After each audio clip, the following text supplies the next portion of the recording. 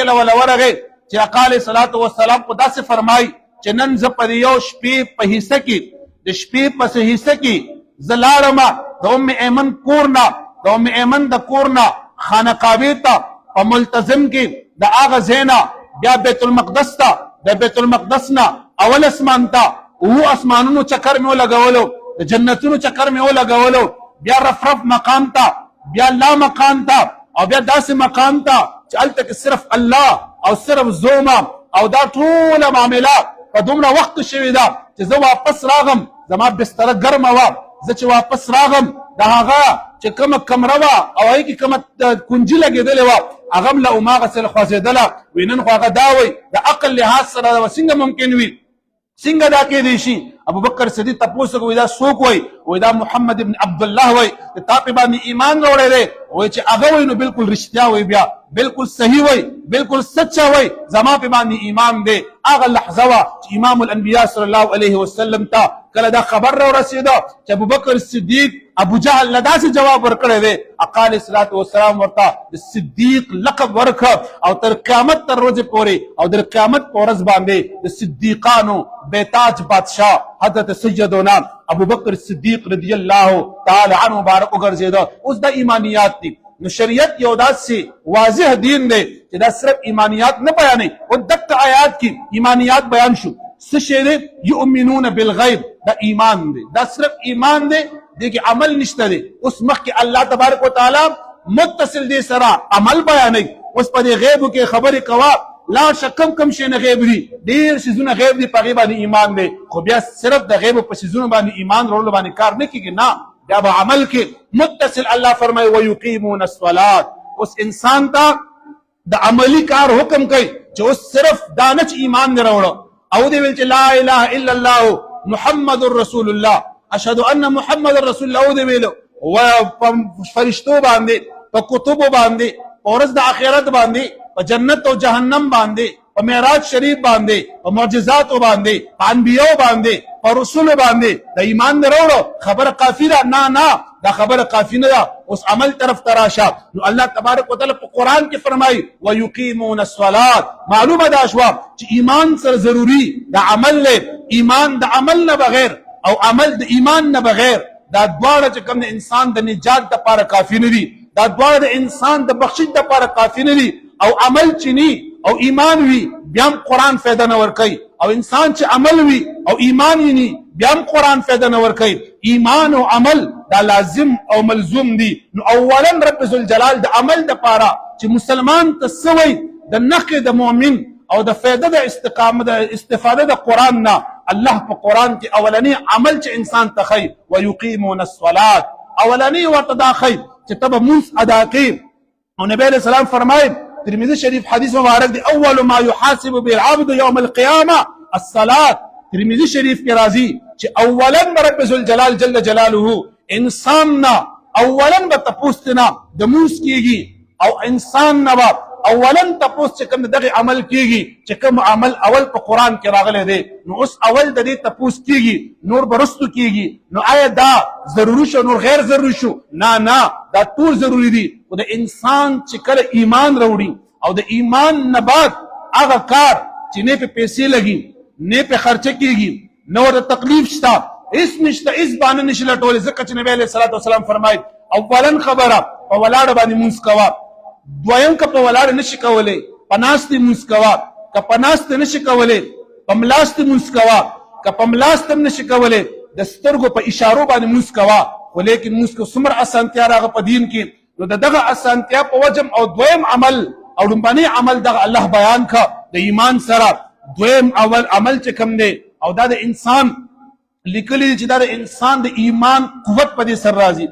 طاقت ور سر راځي چې څومره انسان اعمال مضبوط وي عمره به چې کوم انسان ایمان کې طاقت چې کوم دی روح کې هغه رڼا د انسان ډیره موجود وي دویم نمبر الله تبارک وتعالى عمل د پارسه فرمای ومما رزقناهم ينفقون اول چې الله تبارک وتعالى ایمانو زړه سره تعلق بیا بدن سره تعلق دی اوس د مال سره تعلق دی ومما رزقناهم ينفقون په دې درو آیاتو کې د قران څومره فصیح قران دی څومره بلیغ قران دی چې یو آیات باندې انسان سوچ کوي د انسان ټول ژوند نه جوړ کړی دی د انسان ټول زندگی نه جوړ کړی دا ګور الذين يؤمنون بالغیب صرف زړه سره تعلق لري صرف زړه سره تعلق لري ويقيمون الصلاه بدن سره تعلق لري بدن سره او زړه سره دور سره تعلق بیا ور سره لري خو بدن سره تعلق لري ومما رزقناهم ينفقون مال سره تعلق لري د انسان چې کوم بیرونی او د انسان د بدن نه بهر هغه مال او دولت ته نو هغه سره تعلق لري او د دې بیا څه حکمتونه بیان دي چې د انسان مینه دې سره ډېرې اولا انسان مونږ وګورو مونږ په خپل جون کې زړه په هر څه کې مخکې کوو هر یو ذمہواری په زړه ورچو که ښه کاري ذمہواری په زړه باندې که بد کاري ذمہواری په زړه باندې زړه مې نه کېږي زړه مې وشو زړه مې غواړي زړه مې دا وشو زړه اولا زمونږ ټارګټ دا زړه دی اولا د انسان مینه فطرتن هم زړه سره بیا د انسان دویمه مینه ځان سره د انسان مینه درېمه د انسان مینه خپل مال سره خپل دولت سره رب ذوالجلال جل جلاله دغه درې واړه انسان ته وایي چې نه د زړه خپل دی نه د بدن خپل دی نه د مال خپل دی زړه ما لپاره دی زړه به هغه کوي چې کوم زه وایم ستا بدن به هم هغه کوي زه درته وایم چې ټیټ شه ټیټېږې به زه درته وایم رکوع کا زه درته وایم سجده وکړه زه درته وایم قدم په دې طرف چت که په دې طرف به اوچتې نه دا ستا خپل نه دی دا د رب ذوالجلال جل جلاله امانت دی چې رب درکړی درله بیا د انسان دولت دی چې رب ذوالجلال جل جلاله چې کوم د انسان وای دا زما دی دا ما پیدا کړی دی دا ما ګټلی دی دې باندې زما دا نه رب ذوالجلال جل جلاله فرمایي ومما رزقناهم ينفقون که چېرې ته وې زه مؤمن یم که چېرې ته وې زه الله منم رسول الله منم زبا الله تبارک وتعالى جل وعلا ایمانیات په منم نو بیا ومما رزقناهم ينفقون الله اکبر بیا په دې ومما کې صرف دا مما نه دی دا په اصل کې من او ماو مما کې دا من تبعیدیه دی کې یعنی بعضیه دی یعنی مطلب یې دا دی چې رب ورته فرمایي چې اے بنده دا دومره ډېر مال مې درکړی دی دومره ډېر دولت مې دله درکړی دی ورسې وروړه دی دومره ډېر مال او دولت مې دله درکړی دی د هغه تمام مالونو کې هغه تمامو دولتونو کې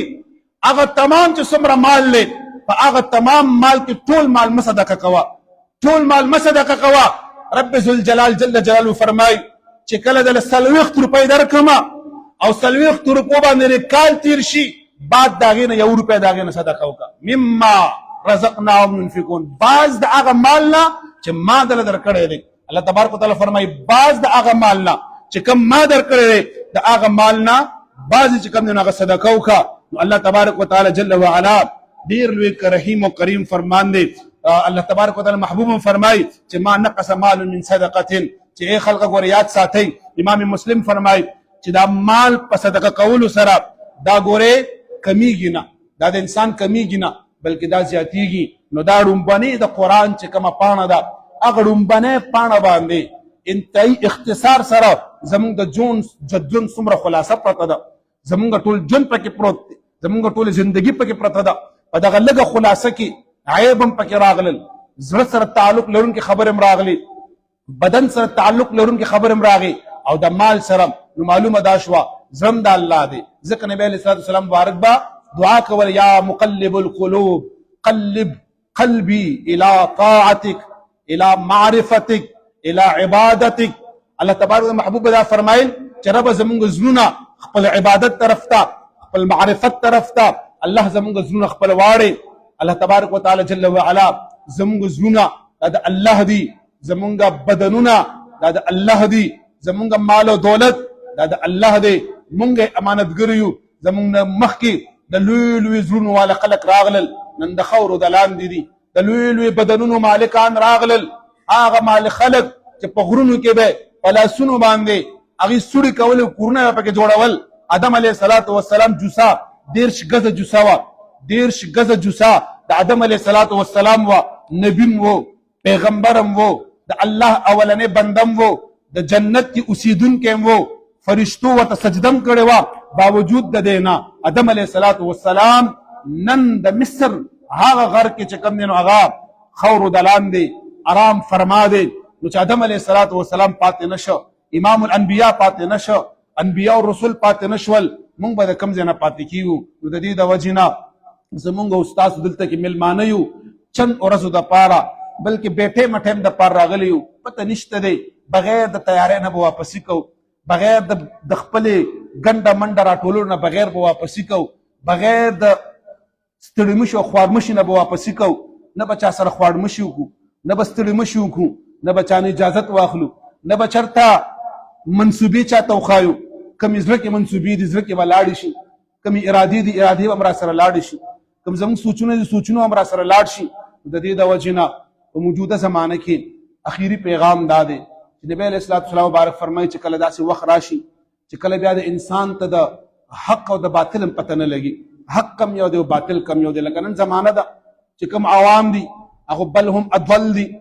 هغوی خو وایي چې بس دیم ښه وی او دیم ښه وی، دیم ټیک وی او دیم ټیک وی،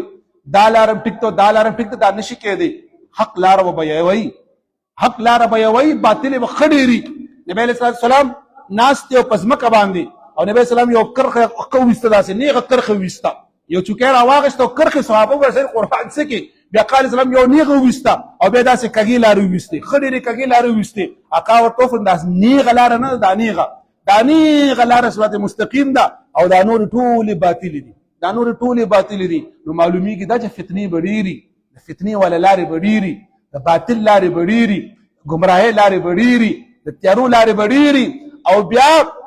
عجبه خبره ده چې هغه د باطل لارو والا هم قرآن رالي، هغوی هم حدیث رالي، هغوی هم د قرآن آیات وایي، هغوی هم حدیث وایي او قرآن وایي چې ویدل به کثیرا ویهدي به کثیرا. هم دقه خلک وایي قرآن به وایي ګمراه وایي، هم دقه خلک دی قرآن به وایي ګمراهۍ طرف ته به روان وي. نو دې زمانه کې او په دې وخت کې د فتنو په دې دور کې د خپل هغه دین، هغه عقیده، هغه مسلک، هغه نظریه، هغه لاره چې د نن نه پې باندې 200 کاله وړاندې، 100 کاله وړاندې، 300 کاله وړاندې ستا ابا، ستا اجداد، صلحا، اصفیا، زهدا دغه خلک تیر شوي دي. هغه خلکو هغه لمنه راونیسئ، پرېږدئ د نوې زمانې، د نوې فتنې، د نوې د سوشل میډیا، د ټیکنالوژي چې نن په دې باندې هر طرف نه د دنیا د کنج نه مختلف عقیدې، مختلف نظریې، دهریان، صهیونیان، د ختم نبوت منکرین، د صحابه او د صحابیت منکرین، د اولیاء او د ولایت او د کرامات منکرین، د معجزات منکرین، د دې اولیاء او بېادب او ګستاخه په دغه څیزونو باندې نن زمان نوجوان نسل، نوي خلک هغوی په دې دوکه کوي او عقلي لحاظ سره په عقل دوکه کوي. او موجوده زمانه دې باندې خلک په عقل کې دوکه کېږي، هغوی ته چې عقلي خبره وکړي وایي چې یاره ټیک ده دا خو عقل خبره ده،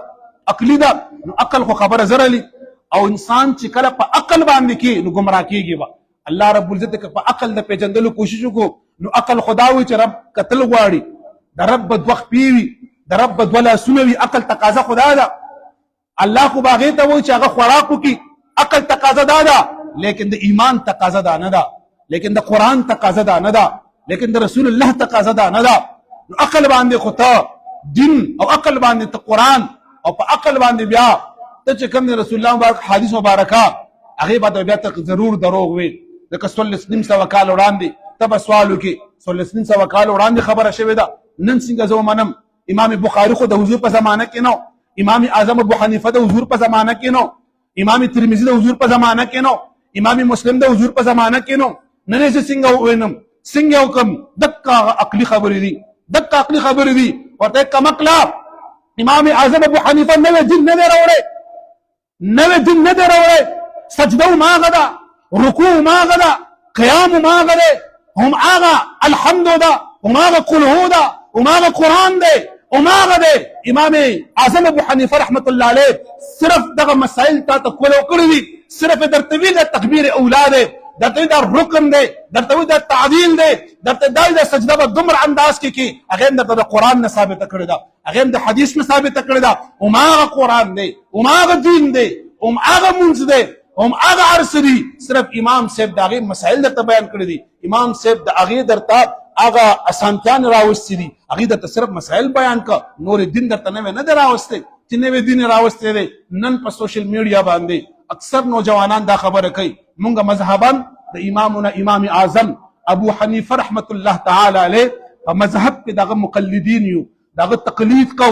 هغه مبارکو پسې امام شافعی رحمت الله علیه، امام احمد بن حنبل رحمت الله علیه، امام محمد رحمت الله علیه، دا هغه خلقو او دا هغه خلقو چې د ټوله زندگی د دین د پاره وقف کړی دا او د قران حدیث نه استنباط او استخراج د هر مسلې کړی دی او د قران نه ثابت کړی دا. د قران نه ثابت کړی. قران څه دومره معمولی کتاب دی، دومره معمولی که یو الف لام میم خو ډېره لویه خبره ده. بسم الله الرحمن الرحیم لویه خبره ده. حضرت علی شیخ خدا فرمای دا قرآن دومره فصیح او وسیع او بلیغ قرآن دی که زه د بسم الله الرحمن الرحیم په با باندې را شروع شوم او ما د با تفسیر او تشریح او حکمتونه بیان که نو وایي دومره کتابونه به ترنه ډک شي چې لس اوښان به مې یونسي. دا علی شیخ خدا فرمای چې آقا فرمای چې انا مدینة العلم وعلی بابها، زه د علم یو لوی ښار یم خو د هغه ښار دروازه علی شیخ خدا ده. دومره عظیم شخصیت چې علی شیخ خدا د هغې نه قاصر دی. ته په 14مه صدۍ کې په 2026 کې را پاسېږي او د قرآن ته وایي چې قرآن کې دا خبر غلطه ده، دا غلطه ده، یا د حدیث مبارکو کې. نو په دې وخت او په دې زمانه کې دوه کار وکړئ. یو په خپل زور دین باندې زمونږ هغه نمن کې شریف پیر صاحب همیشه خبره کې تاسو اورېدلې وي چې هر څیز نوی خوند کوي. نوې ګاډۍ ځان له واله، نوې موبایل ځان له واله، نوې کپړې ځان له واله، نوې بلډینګ ځان له جوړ کا، نوې ګاډۍ ځان له واله، هر څه نوې واخله. دین به هماغه زوړ دین وي چې کوم 1400 کاله وړاندې راغلی. دین به نوی نه کړي، دین به نوی نه خوښي او بیا سې به نوی په مزه مزه به چې کوم دی دا شیز پکې نه، مستحبات به هم کې، سنت به هم کې،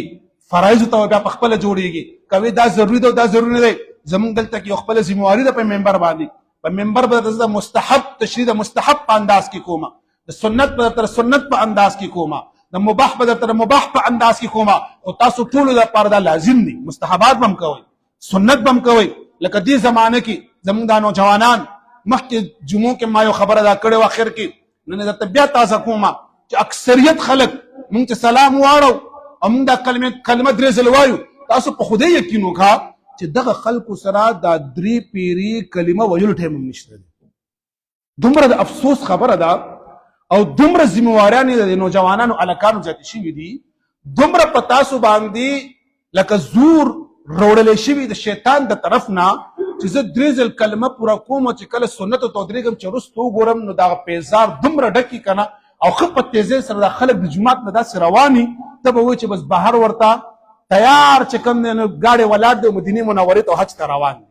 عمرې ته روان دي، دومره په تیزۍ کې روان دي. او مکه کساني مونږ ښه په ارام سنت وکړو، د سنتو نه بعد ښایسته دعا وکړو، د دعا نه بعد ملاقات وکړو چې بیا د هغې نه پس زه داسې وزم روان یم که نه. او مکه هلکان چې د کلمې طیبې په دوران کې د سنتو نه د دعا نه تېښته کړي او مکه کسان به چې کوم دی نو دلته کې هم ولاړي، د ملنګي په دوکان به هم ولاړي، څوک مخې ته هم ولاړي او که دا زم دې طرف هم ولاړي. دکه هلک تاسو د لمونځ چېرته وکړو؟ سنت په لاره کې مو کوو، کور ته لاړې بیا راووتی. دا خو ممکن نه ده چې ته کور ته لاړ شو دا شی دې وجې نه درته وایم مهرباني وکړئ، دومره ټایم هم پرې نه لګي. ښه قصه ښکلې په دې یو ورځ د الله دپاره ورکوئ. زما محبوب فرمایي چې په د جمعې ورځ کې نه دی خصوصا چې دا کوم وخت شروع دی په دې کې یو لحظه ده یو چې هغې کې هره دعا د انسان قبلېږي، الله انسان د بخشش ورکوي. هغه کوم وخت دی دا معلوم نه دی، دا کوم وخت که دا چاته معلوم وي خو هغه وخت نه به ځان رسولو، دا معلوم نه دی. د دې د وجې نه مهرباني ټول مسلمانان، ټول رونه، ټول نوجوانان خصوصیت سره دا مهرباني کوئ، سنت خپل ادا کوئ، ضروري ادا کوئ او همدلته ادا کوئ، په جومات کې ادا کوئ، د خلکو په مخ کې ادا کوئ. دا د کوم ځای نه چې ته ورپسې 20 سنته پرېږده یو سنت را ژوندی کړي چې نبي علیه السلام په کور کې سنت کړی دی. نبي علیه السلام خو ډېر کارونه کړي تو خو هغه نه کېنو، هغه ته نه کې دا یو سنت دې راونیو، صرف دا یو خبره دې راونیوه.